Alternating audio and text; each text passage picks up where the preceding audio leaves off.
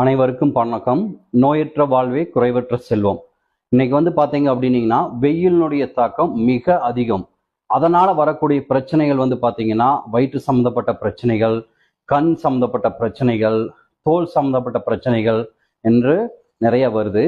அதுல இருந்து நம்ம விடுபட என்ன பண்றோம்? நிறைய தண்ணி குடிக்கிறோம், இயற்கை சார்ந்த உணவுகள், அதாவது ஆரோக்கியமான உணவுகளை சாப்பிட்றோம்.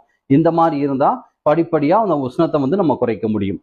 அதற்கு மேலாக பாத்தீங்கன்னா யோகாசன பயிற்சியில மூச்சு பயிற்சிகள் பல இருக்கு. அதாவது உடலை குளிர்விக்கக்கூடிய பயிற்சிகள் இருக்கு. அதுல முக்கியமானது பாத்தீங்கன்னா சீத்தாளி அப்படிங்கக்கூடிய பிராணாயாம பயிற்சி தான்.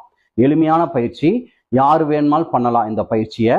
இதயம் சம்பந்தப்பட்ட பிரச்சனை இருக்கிறவங்க மட்டும் யோகா மாஸ்டர் துணை கொண்டு நீங்க செய்யலாம். அதாவது நம்முடைய உமிழ்நீர்கள் இருக்கக்கூடிய குளிர்ச்சியான காத்தை உள்ள கொண்டு போய் வெப்பமான காத்தை வெளியே கொண்டு வர்றதா இந்த பயிற்சி.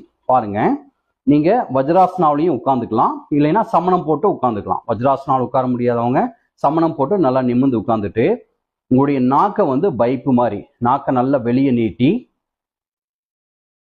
பைப்பு மாதிரி ரோல் பண்ணிக்கோங்க. பண்ணிட்டு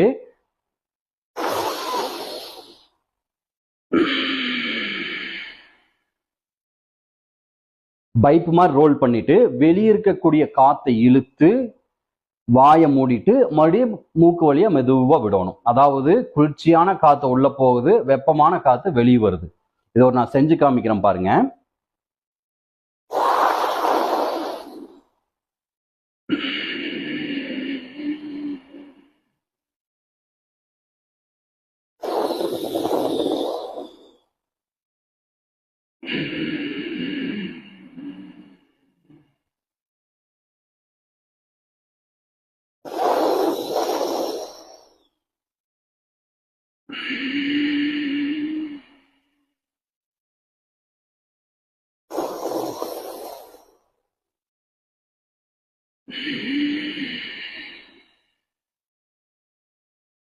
இந்த மாதிரி தினமும் காலை அல்லது மாலையில நீங்க ஒரு 10 எண்ணிக்கையில பண்ணலாம். அதாவது முதல் நாள் ஒரு 10 எண்ணிக்கை அப்படின்னா அடுத்த நாள் ஒரு 2 எண்ணிக்கை அதிகம் பண்ணிக்கோங்க.